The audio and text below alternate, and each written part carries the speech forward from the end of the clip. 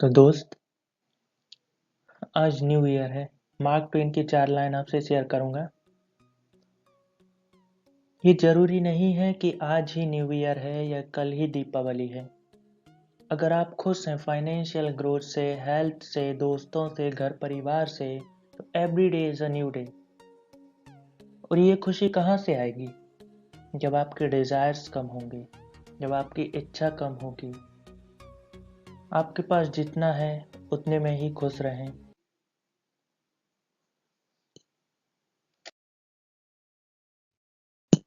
ठीक है। Today I would like to start with this discussion. Our interviewer can ask what type of topic. It is very important. They can ask you many times. Tell me about yourself. किसी भी company का पहला question होता है tell me about yourself. ये बहुत basic question है। हर company, organisation, कहीं भी कोई भी इंटरव्यू ले, tell me about yourself उसका सबसे फेवरेट क्वेश्चन होता है। एक रफ आइडिया हमने फ्रेम करके दिया है आपको, आप अपने अनुसार इसको जमा सकते हैं। Tell me about yourself. My name is Nilesh. I'm from Damo. I have +2 and running my graduation from DHSU University. My hobbies are singing and playing mind games or reading top selling books out of the world. The recently book which I have read, The Secret, who was written by Rhonda Byrne. About my family, my parents and my elder brothers. My mother is my inspiration who inspired me to face all the difficult situations.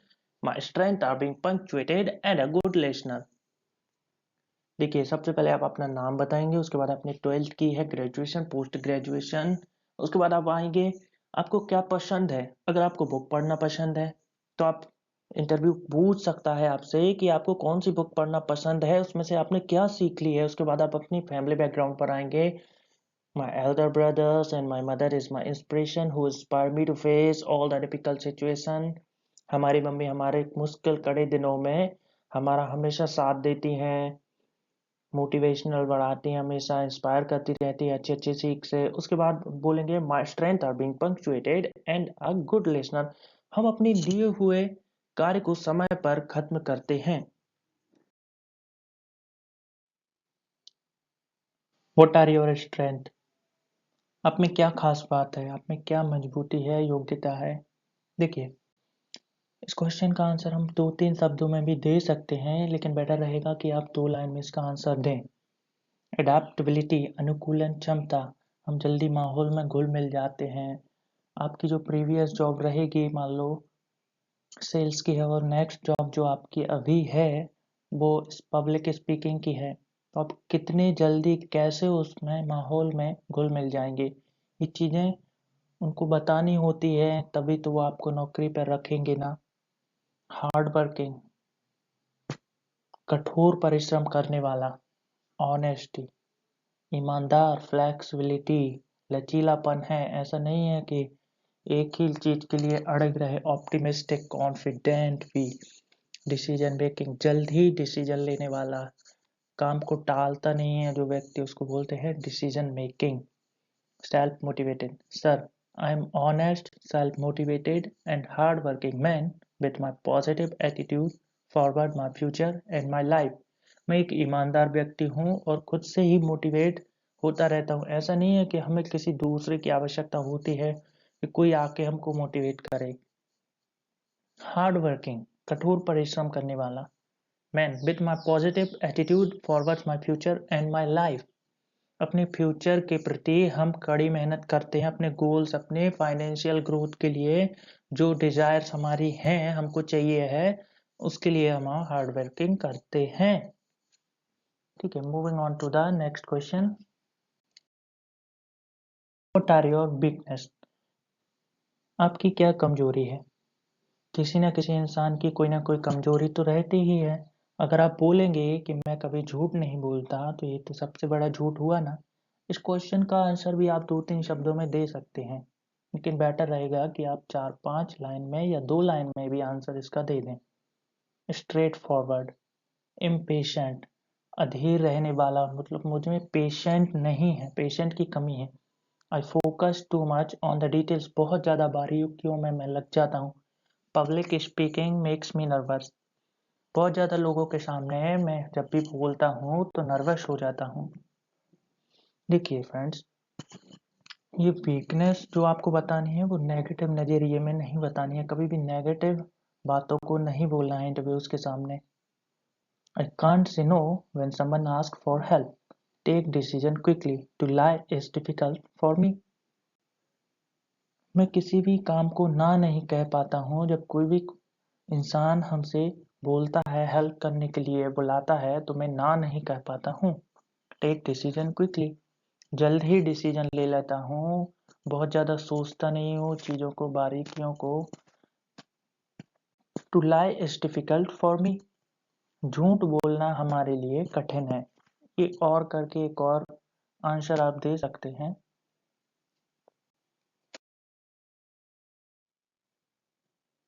What you know about this company? आप क्या जानते हैं company के बारे में? आप जिस company में काम करने जा रहे हैं तो उसकी जानकारी तो आपको होनी ही चाहिए 100%, तभी वो आपकी कंपनी रखेगी आपके लिए। तो ये क्वेश्चन तो बनता ही है। It is one of the best, fastest growing organization in our country. The work environment of the organization is very good. People are proud to be part of this company as their organization provides full support of their employees. It has many branches across the world, so I shall have a good exposure. ठीक है, अब बोलेंगे ये दुनिया की या India की सबसे तेजी से बढ़ने वाली ऑर्गेनाइजेशन है या कंपनी है। ये जो कंपनी है वो एनवायरनमेंट फ्रेंडली है, पर्यावरण के लिए अच्छे अच्छे काम करती है। Peoples are proud to be part of this company, जो भी लोग इससे जुड़े रहते हैं, पीपल्स उनके एम्प्लॉयज, वो अपने आप में प्राउड फील करते हैं कि हम इस कंपनी से जुड़े हुए हैं। As their organisation provide full support to their employees, इस कंपनी में जो भी एम्प्लॉयज रहते हैं, लोग रहते हैं, उनको कंपनी फुल सपोर्ट देती है। यहाँ का माहौल बहुत ही अच्छा है। It has many branches across the world, so I shall have a good exposure. इसकी विश्व स्तर पे बहुत सारी ब्रांच हैं। जब भी हम कभी किसी को बताते हैं कि हम इस कंपनी में हैं तो हम अपने आप को प्राउड फील करते हैं और उनको बताने में हमें बहुत ही अच्छा लगता है। Academic. In this segment, question may be focused on your subject. You should have a very good knowledge of your subject. Academic मतलब जो भी आपने नॉलेज लिया है, आपने डिग्रीज की हुई हैं, उसका आपको अच्छे से नॉलेज होना चाहिए। किसी भी एक फील्ड्स पर वो इंटरव्यूज पूछ सकता है आपको, आपके सब्जेक्ट में, कोई एक सब्जेक्ट में, किस सब्जेक्ट में आपको सबसे अच्छा नॉलेज है, तो वो आपसे क्वेश्चन जरूर पूछेगा। और उसी सब्जेक्ट से अंदर डीप में क्वेश्चन पूछेगा, तो आपको नॉलेज रहना ही चाहिए। If you have more than 2 years gap, then be ready to fill the gap with logical answer. अगर आपने कोई कोर्स किया हुआ है, उसके बाद आप 2 साल बैठे रहे, कोई गैप लग गया आपके बीच में, तो आपको वो भी फिल करना होता है। आपको बताना रहता है कि हम क्यों 2 साल तक बैठे रहे। तो आपको ये कोई लॉजिकल आंसर देना होता है, वो भी पॉजिटिव नज़रिए में, कि हम ये कोर्स कर रहे थे या हम ये चीज़ सीख रहे थे, स्किल्स डेवलप कर रहे थे, इसलिए हम 2 साल तक बैठे रहे, हमने कहीं जॉब नहीं की और हमने ये चीज़ें डेवलप कर ली हैं, तो अब हम आपकी कंपनी में आए हैं जॉब के लिए। If marks are decreasing order, then give appropriate reason. अगर आपके पोस्ट ग्रेजुएशन में 10th में या 12th में आपके परसेंटेज कम है, तो वो पूछ सकता है क्यों कम है, तो उसको भी आपको एक पॉजिटिव वे में आंसर देना है। नेगेटिव नज़रिया कभी भी नहीं रखना है उनके सामने कि हम इन कारणों से, या पर्सनल अपने कारण कभी भी नहीं बताना है। If science graduate, then why you have opted for banking. अगर आपने साइंस ली है तो आप बैंकिंग की तरफ क्यों जा रहे हैं, आपको ये भी कारण एक बताना होगा उनको, आपको क्यों पसंद है। तो आप बता सकते हैं बैंकिंग में जब मैं छोटा था तो बैंक में जाता था, कैसे उनके एम्प्लॉयज़ हैंडल करते हैं लोगों को, आप ये कुछ ऐसा नज़रिया दे सकते हैं, ऐसा कुछ बोल के, लेकिन हमेशा पॉजिटिव वे में आंसर देना है। What is the use of your subject in banking या एसएससी। आप अपने सब्जेक्ट को बैंकिंग या एसएससी या कोई भी कंपनी है उसको कैसे कनेक्ट करते हैं, जोड़ते हैं, ये भी आपको बताना होता है। देखिए, सब्जेक्ट एक दूसरे से कनेक्ट रहते हैं। इकोनॉमिक्स, हिस्ट्री, ज्योग्राफी, ये सारे जो सब्जेक्ट हैं, साइंस, फिजिक्स, केमिस्ट्री, बायोलॉजी, एक दूसरे सब्जेक्ट से कहीं ना कहीं कनेक्ट रहते हैं। तो आपको, आप जिस भी कंपनी में जा रहे हैं उनको अपने सब्जेक्ट को, कोई भी एक सब्जेक्ट को कनेक्ट करना ही पड़ेगा और एक आंसर तैयार करना होगा छोटा सा। Why should I hire you, हम क्यों रखें आपको, आप में क्या योग्यता है। आप बोलेंगे, sir, I am a fresher for little experience. I have theoretical knowledge, but I can do hard work for my organization company. And I will put all my efforts for the progress of my organization. I am being punctual and sincere, can finish the work on time and try my best to fulfill all the needs of organization. बोलेंगे, अभी हम आपकी company के लिए नए हैं, लेकिन हमें हमेशा जानने के लिए इच्छुक रहता है, कोई भी नए नॉलेज को सीखने की बहुत ज़्यादा इच्छुकता बनी रहती है हमें। But I can do hard work for my organisation, और हम अपना 100% देते हैं, हार्ड वर्क करते हैं, बहुत ही कड़े परिश्रम करते हैं, जिस भी चीज़ में हम लग जाते हैं अपना 100% देते हैं। And I will put all my efforts for the progress of my organization. I'm being punctual and sincere, can finish the work on time. जो भी मुझे कार्य मिलता है, वर्क मिलता है या टास्क मिलते हैं, मैं उसको समय पर ख़त्म करता हूँ। And try my best to fulfill all the needs of organization. या जो भी आपकी कंपनी या ऑर्गेनाइजेशन की ज़रूरत रहती है, मैं अपनी तरफ से 100% कोशिश करता हूँ कि यह चीज़ मुझ पे बन जाए। सेकंड आंसर भी आप दे सकते हैं।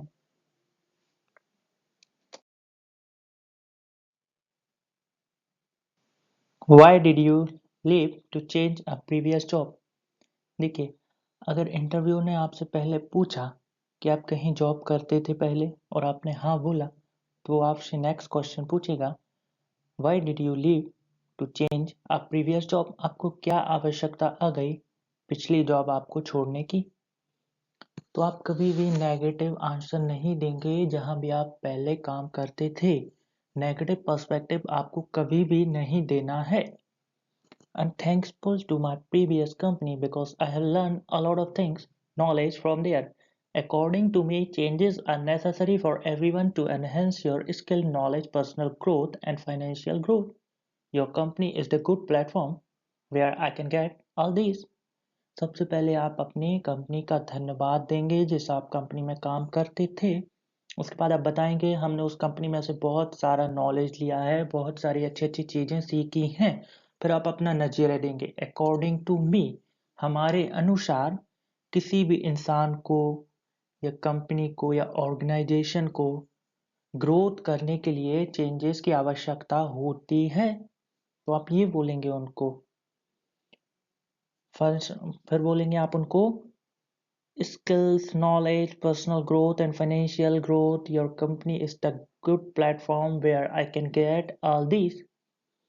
आपकी कंपनी में वो सभी चीज़ें हमको मिलेंगी अगर हम आपकी कंपनी में एंटर करते हैं जहाँ पर हम अपनी हमारी ग्रोथ होगी।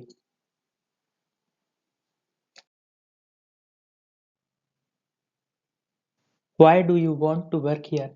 इस क्वेश्चन में इंटरव्यू आपसे पूछता है कि आप यहाँ काम क्यों करना चाहते हैं, ये नहीं पूछता है कि आप काम क्यों करना चाहते हैं। तो इसको अपन फ्रेम करेंगे, it is simple. Read your company's mission and vision. After find out more information about your company from social media, I can clearly see how my goals align with the purpose of the company. अब बोलेंगे कि हमने आपके company के mission और vision को पढ़ा है सोशल मीडिया के द्वारा। आपकी कंपनी का जो मिशन और विजन है, गोल्स हैं जो आपके, वो हमारी योग्यता से मैच खाते हैं, मतलब क्लियरली मैच कर जाते हैं। इसलिए हम आपकी कंपनी में काम करना चाहते हैं। अब आप अपनी बातों को और भी ज़्यादा मजबूती देने के लिए आप यहाँ पे पेरेंट्स को ला सकते हैं। आप बोल सकते हैं कि हमारे पेरेंट्स बोलते हैं, always my parents have taught me that no work is too small or too big. There should be dedication to your work, believe forever in the present, and always give you 100%, be ready for the future. They tell me that it is not necessary for a child to start earning in 28 to 30 years, and I will work only when I get a big job or earn a lot. Should we want to work here?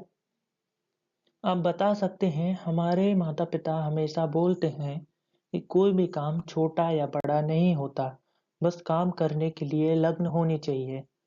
हमेशा present में जियो, अपना 100% जो, थोड़ा सा future के बारे में भी सोचो। They tell me that it is not necessary for a child to start earning in 28 to 30 years. यह जरूरी नहीं है कि बच्चा 28 या 30 की उम्र में ही कमाना शुरू करे। या I will work only when I get a big job.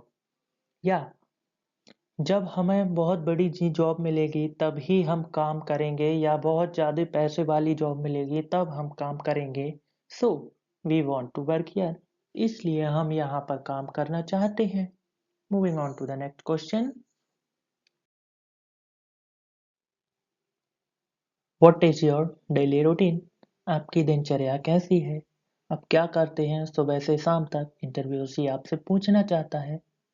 Since I'm a student, मैं एक अभी स्टूडेंट हूँ।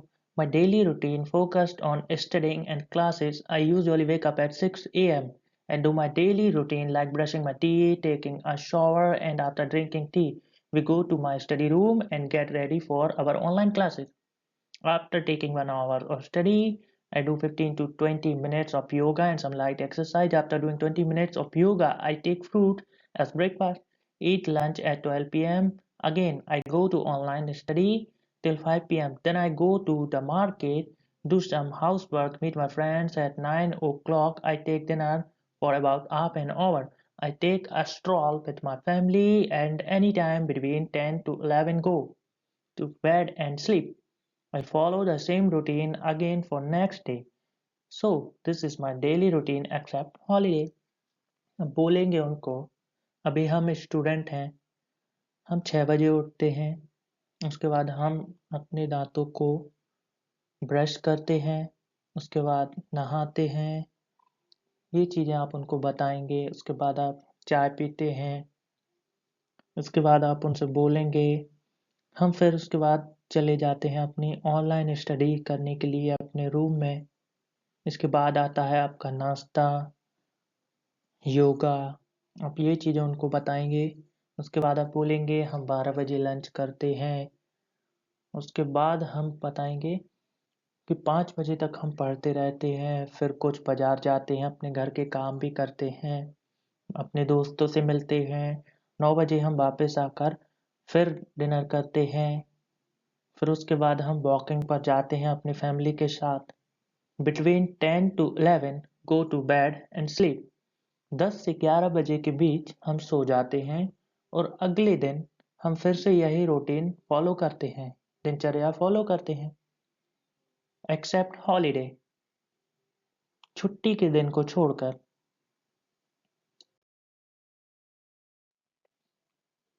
Describe a biggest failure in your life. देखिए, ये एक बहुत टफ क्वेश्चन माना जाता है। इसी क्वेश्चन के नज़रिए पर इंटरव्यूअर्स आपको जॉब देगा।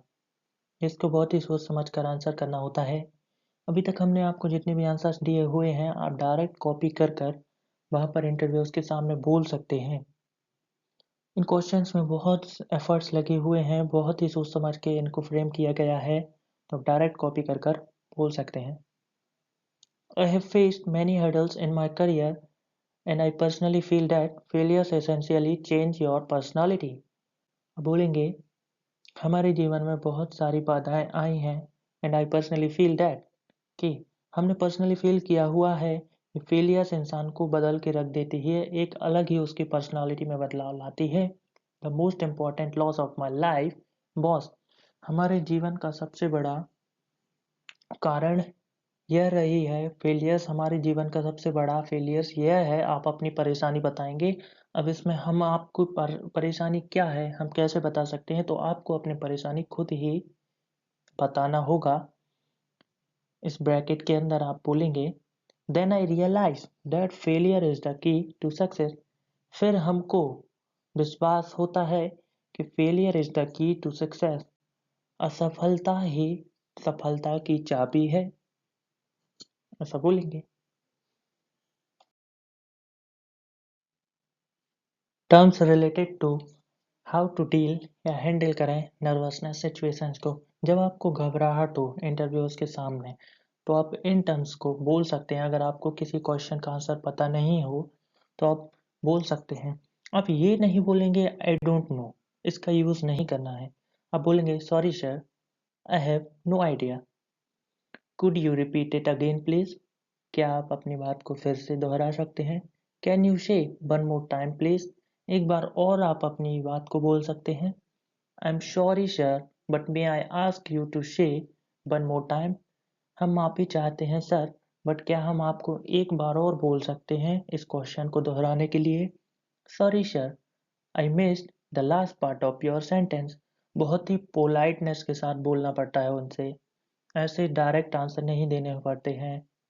फॉर्मल इंग्लिश का यूज़ करना होता है, इनफॉर्मल का नहीं।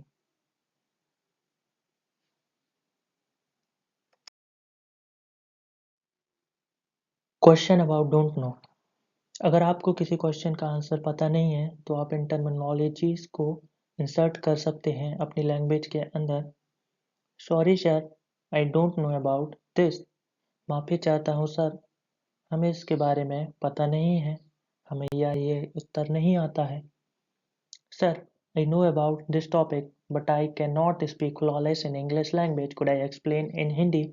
अगर आपको किसी क्वेश्चन का आंसर आता है और आप उसको एक्सप्रेस इंग्लिश में नहीं कर पा रहे हैं, तो आप इसको बोल सकते हैं sorry sir, I know about this topic, हमें पता है इस टॉपिक के बारे में, लेकिन हम इंग्लिश में नहीं बोल पा रहे हैं।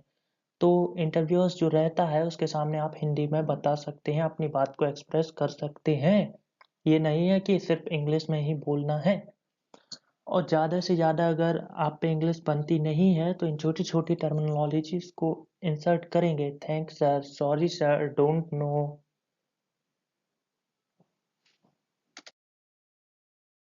प्रिक्वेशन, क्या सावधानी है, ये बहुत इंपॉर्टेंट टॉपिक है। प्रिक्वेशन, सावधानी क्या बरतनी होती है उनके सामने। Do not waste a lot of time in study, do not use contraction for example. देखिए कॉन्ट्रैक्शन मतलब शॉर्ट लैंग्वेज का इस्तेमाल नहीं करना है, ये इनफॉर्मल लैंग्वेज के अंदर आता है।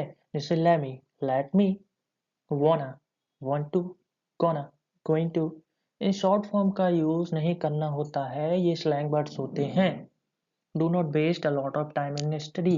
देखिए friends, think it again that your interview is not a test of your knowledge, it is just a test of your communication skills, gesture, posture, voice modulation, presentation, humbleness, politeness, cheerfulness, respect towards board members। वो interviewers जो है उसको क्या चाहिए, उसके पास knowledge तो है, 30-32 साल का एक्सपीरियंस है, वहाँ पर 3 से 5 इंटरव्यूअर्स रहेंगे, तो उनको 150 साल का नॉलेज है समझ लीजिए तीनों को मिलाकर। तो उसके सामने आप फीके पड़ जाएंगे। तो वो क्या देखेगा, जब आप कंपनी में आए, उसकी कंपनी में एंटर करें, तो उसकी कंपनी में आप ग्रोथ देंगे कि वहाँ के मेंबर से लड़ाई झगड़ा करेंगे, कैसे बोलेंगे, ये सभी चीज़ें इंटरव्यूअर्स देखता है। उसको नॉलेज से फ़र्क नहीं पड़ता है। क्या है, किसी भी कंपनी में जब आप एंटर करेंगे तो वो लोग आपको ट्रेनिंग देंगे, परफेक्ट ट्रेनिंग देंगे 3 या 6 महीने की। तो नॉलेज तो वो आप उसको उनमें मिल जाएगी। लेकिन उनको क्या चाहिए, पहले से आपने जो बचपन से सीखा है, आपका बिहेवियर्स कैसा है बड़ों के प्रति और उनके कस्टमर्स के प्रति। आप कंपनी को ग्रोथ में ले जाएंगे कि नीचे ले जाएंगे। इसलिए ये सावधानी बरतना बहुत ज़रूरी हो जाता है। Family background, family background What are the qualities of your name? Interviewers आपसे आपके नेम की क्या क्वालिटी है, आपका नेम का शब्द क्या है, ये पूछता ही पूछता है। Do you have any namesake? क्या आपके पास दूसरा नाम है? About your fathers and mothers, आपके माता पिता क्या करते हैं, उनका ऑक्यूपेशन प्रोफेशन क्या है? हु इंस्पायर्स यू मोर, आपको सबसे ज़्यादा इंस्पायर को क्या करता है? आपके माता करते हैं, पिता करते हैं, या बड़े भाई, दादा दादी, कौन करता है आपको सबसे ज़्यादा इंस्पायर, मोटिवेट कौन करता है? ये आपसे इंटरव्यूज पूछता है। What qualities do you take from your parents, आप अपने पेरेंट्स में क्या क्वालिटीज चाहेंगे?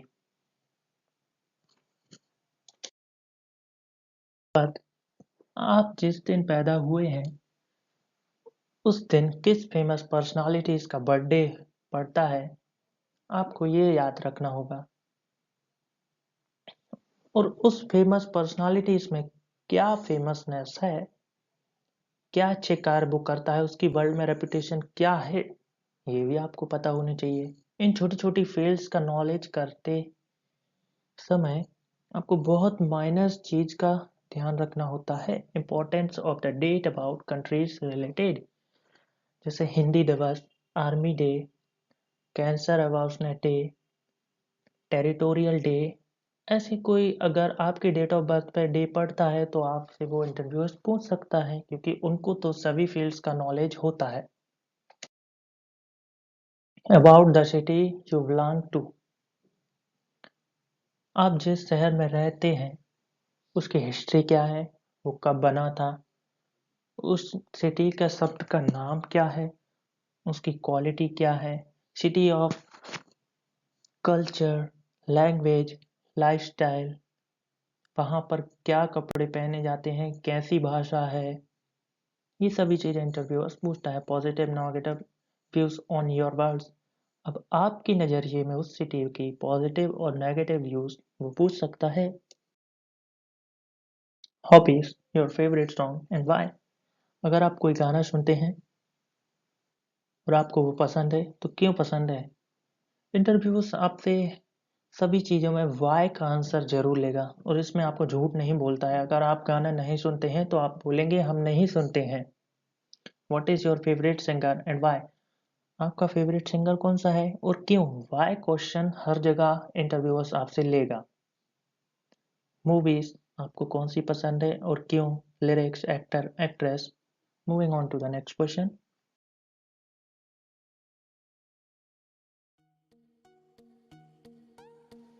यहाँ पर आपके 90% क्वेश्चन हो चुके हैं। अगर आपको अच्छा लगे तो हम इसका सेकंड पार्ट भी लाएंगे। लाइक करें, सब्सक्राइब करें, शेयर करें और इंस्टाग्राम पर फॉलो करें। वीडियो के डिस्क्रिप्शन में एक इंस्टाग्राम लिंक है जिस पे हमारा छोटा सा चैनल है। Thank you for watching us, shining out.